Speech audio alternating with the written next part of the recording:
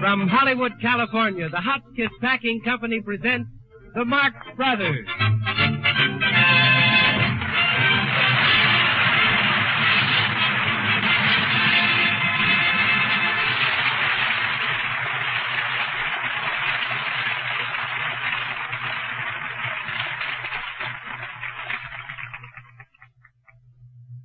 Good evening, ladies and gentlemen. This is Groucho Marx speaking, and already it's not such a good evening. Tonight, Chico and myself, with the help of that grand musical director, Raymond Page, bring you a slice of life in that crazy world they call Hollywood. As we drop into your home every Friday night, we're going to try to show you the unsung heroes of the motion picture business, the Hollywood agents. Those theatrical representatives who get jobs for actors and actresses in the movie studios. It's about time these agents were recognized. Look at the stars they've made. Take us, for instance. Who made us what we are today? Who helped us when we were in need? Who loaned us money when we didn't have a dime? The Western Loan Company. Have one of our bonded representatives call at your house next Monday night and take your house away while you're having dinner. So on with the show and let the jokes have no age limit. And while Ray Page sets the scene, we'll get the theatrical office ready for our new business as Hollywood agents, where everything is 10% off, including the agents.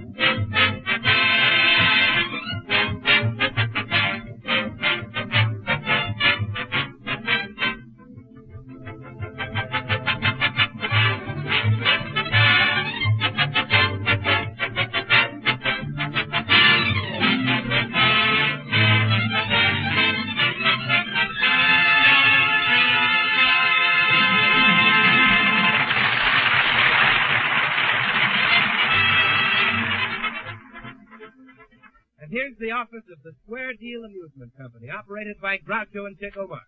Representatives of talent for the screen, sellers of sensational stars. Also headquarters for slot machines, pinball games, turkey raffles, and marked cards. Here they are, Chico and Groucho.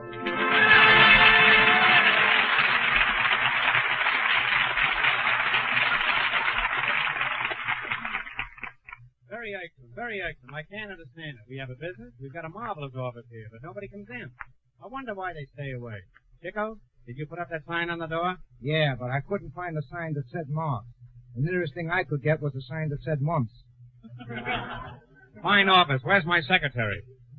Out to lunch. What time did she leave? October. If she's not back by next March, I'll give her 2 weeks' notice. A fine office, or did I say that? Chico, why don't you go out and drum up some business? I would, only I don't know what business we're in. Why, we're Hollywood agents. We get people jobs and pictures. Do we? Don't change the subject. But why do we want to get a people jobs and pictures? Well, we get 10% of their salaries. Don't we have to do anything for the money? No, we're agents. I know, but what do we do? Nothing. We're agents. Say, I've been an agent for years. Of course, you should be great as a picture agent. You've never been able to get yourself a job in pictures. Well, I nearly got a job one time. Yeah, in a picture called The Human Race. Yeah, what happened? Oh, they said I wasn't the type. Well, then you'd certainly make a fine agent. All right. Well, where do you get of these people you put into pictures? How do you find actors? Just carry a roast beef sandwich down the street and sign up anybody who snaps at it. Now go out and sign up some stars. Say, I got a great idea. I'll get a Jean Hollow up to the office and sign her up. Wait a minute. Jean Hollow has an agent. Yeah, but it'll be a lot of fun getting her up in the office.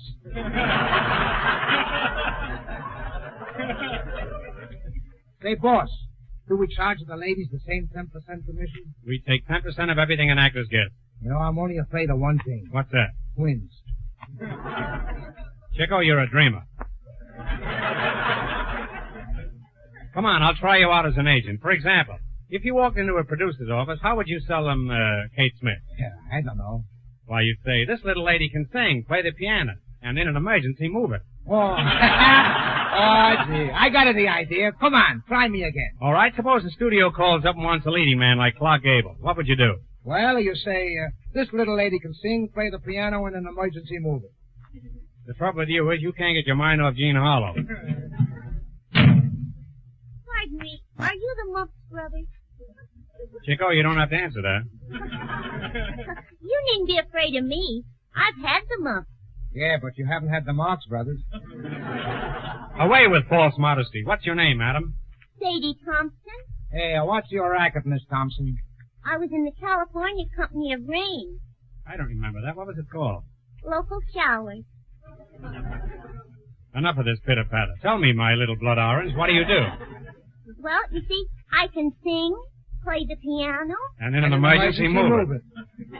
Miss Thompson, you're wasting our valuable time in jokes. Would you like to sign up with us? I should say not. Don't you remember? I was in here a month ago. I gave you my name and address, but you never got me a job. What are you going to do about it? I'll give you back your name and address. Oh, gee. Thanks very much. Yeah, I think you're swell. You're not swell. You're just being swell. I'll never forget you for this. I think you're both swell. Yeah, we think you're swell, too. I don't think we're nearly as swell as she is. You are, but I certainly am not. That's certainly swell of you to say that. Well, goodbye. It was swell seeing you.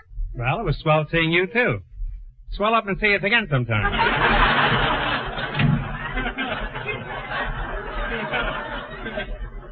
This is a fine location. With the type of people we're getting here, our main entrance must be on an alley. Hello, fellas. An actor who does my nose deceive me. Say, this guy looks a swell, too. No, that's not swell. It's the past tense, swollen. My name is Cookie Johnson. Oh, another piano mover, or is it just a piano? What do you do for a living? If you call that living. Why, I'm a radio comedian. Oh, a radio comic, eh? Well, you came to the right place. There's going to be fireworks around here, and we'll need a punk like you. Are you the man who gets people jobs in pictures? No, I'm a Hollywood agent, but this is no time for the truth. Tell me, why do you want to leave the radio to go into pictures? Well, pictures is high class. Yes, isn't they? Oh, you like that, eh? No. Who's that? Oh, this is my partner, Chico Marx.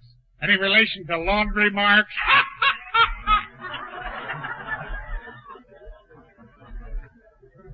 Chico, put on your brass knuckles and shake hands with Mr. Johnson. How do you do? Your name is familiar, but I don't know how to do with your face. I've got a couple of suggestions. I don't know if I want you guys for my agents. I don't know if I want an agent. You can't depend on them. I read in the paper the other day just about an agent who committed suicide by jumping off a roof. Oh, don't pay any attention to that. Why not? That was me. It was a publicity stunt. I'm getting out of here. Quick, Chico, lock the door. Hey, wait a minute. What do you agents charge for commission? Well, 10% is our fee. Well, if it's fee, why do you charge 10%? Quick, Chico, open the door. You know, I don't like him. Another thing. How much salary will you guarantee me? Chico, get a contract ready and write in the salary we'll guarantee you. Okay, how do you spell coffee and cake? Hey, if I'm going to sign anything, it's got to be a legal contract. You can trust us, Mr. Johnson. We're an old established firm. We've been in this location since 7:15. Here, I'll draw up the contract. How's this? Whereas you think you're a comedian, and whereas we think we're agents, and we think we can get you a job in movies, of course we're not sure whereas. For this consideration, you, as claimant whereas, waive retainer thereof whereas. That's the trouble with this country, too many foreigners. Let me see that contract. Hey, Hey, what do I pay you this 10% for? That's for overhead. Yeah, but what's this other 10% for? That's for underwear. See here, haven't you guys got any underwear? Yes, but you know, we live in a changing world. Now, let's get this straight right now. Mr. Marx, how much commission do you want? How much money do you need to live? Hey, wait, here's another 10%. Yeah, that's for overcoats. Well, I'm not going to sign it. Listen, Tubba Butter, when you say that, smile.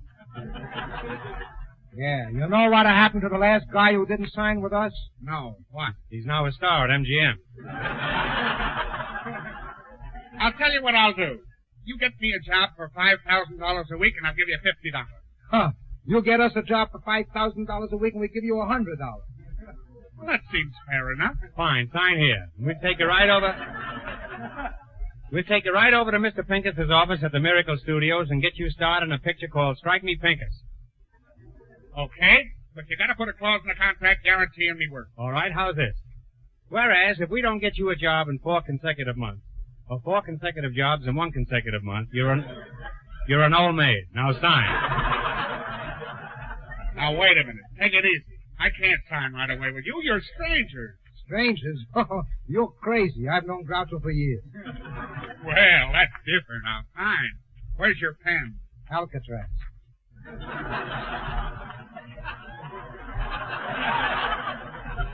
He doesn't, not your home. The pen he means. Here you are. Thanks. Wait, there's no pen point in the pen. It doesn't matter. I can't write. Then we're even. We can't read.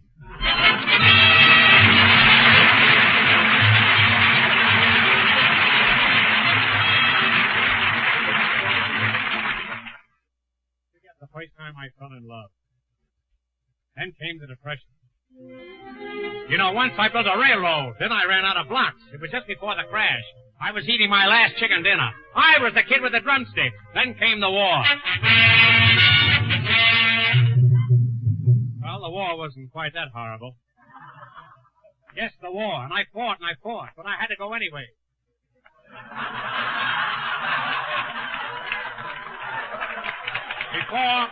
Before I knew it, I was in the thick of battle, and then we ran out of ammunition. All we have is some peas, so we shelled them. I'll never forget how surprised I was the day the general stood before me. He said, "Private Marx, I've had my eye on you for a long time. I've seen you all through your preliminary training in ground work, and I want you to leave my wife alone." Of course, I was taken aback. I was taken aback to the guardhouse, and when I woke up, I had a black eye. How proud I was. My first decoration. But I found they had stripped me of everything. My pride was gone. My honor was gone. Was your watch gone, too? No, but it was going. Then the armistice was declared, and I crawled out of a haystack, packed up my needle, and returned home. I walked into my little gray cottage, and there was my wife. That'll give you a rough idea of what kind of home life Ray Page had. Ah, home. I can see it now. A little rose-covered cottage, and there is my wife, standing at the door. Yeah, how do you know she's standing? I sold the furniture before I left, stupid. Ah, home. What is home without a mother? Chico, I ask you, what is home without a mother? An incubator. So when you hear it thunder, don't run under a tree. There'll be pennies from heaven for you and me.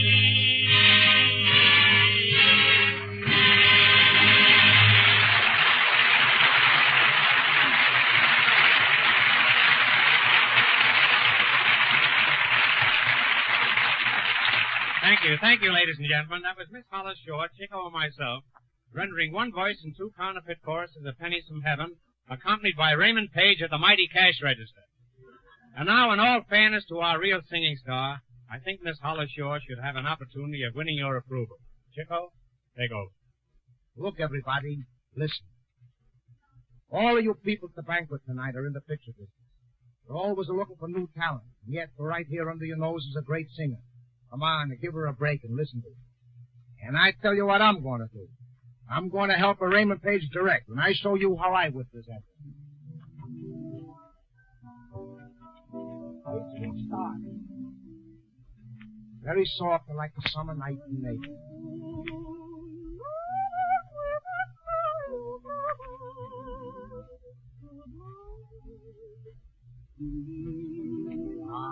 suddenly we hear the fountains in the garden. It's the violin.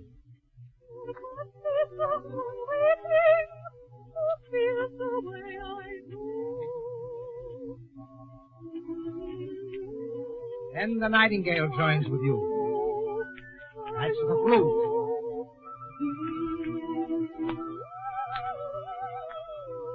And the wind in the trees. That's the clarinet.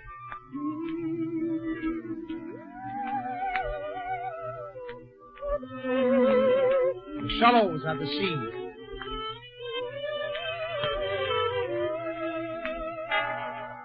The bright moon, the horns.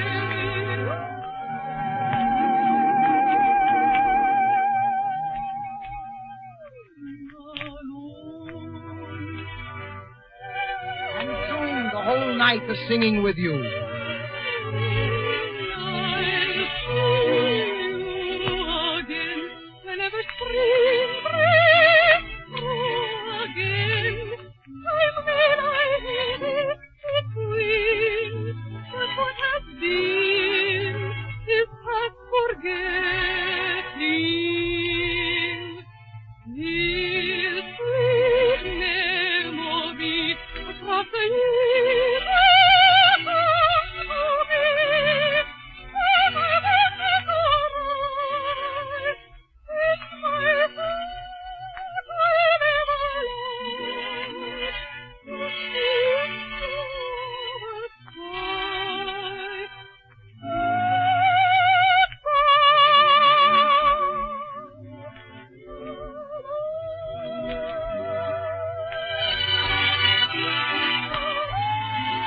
And the moon sets.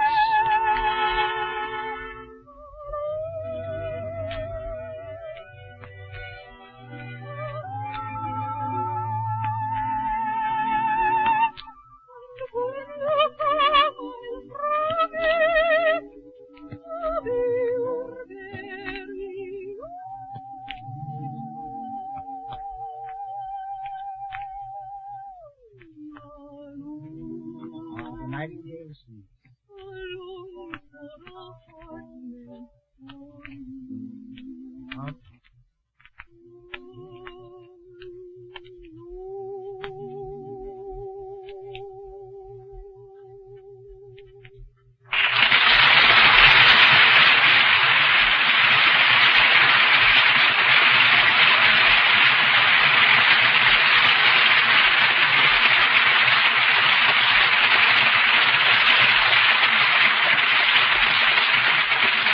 Ladies and gentlemen, this is Groucho Marx hoping that you like the program. We'd also like to have you know that Miss Hollis sure is, in actuality, our protege. Both Chico and I feel sure that she has a great future as a singing star. And we want you to know, too, that we intend in all seriousness to do everything in our power to further her career. And so, my friends, for Raymond Page and myself, I say good night. Say good night, Chico. Good night, Chico. Remember that the Hotchkiss Packing Company will not be responsible for any comedians left after 30 days.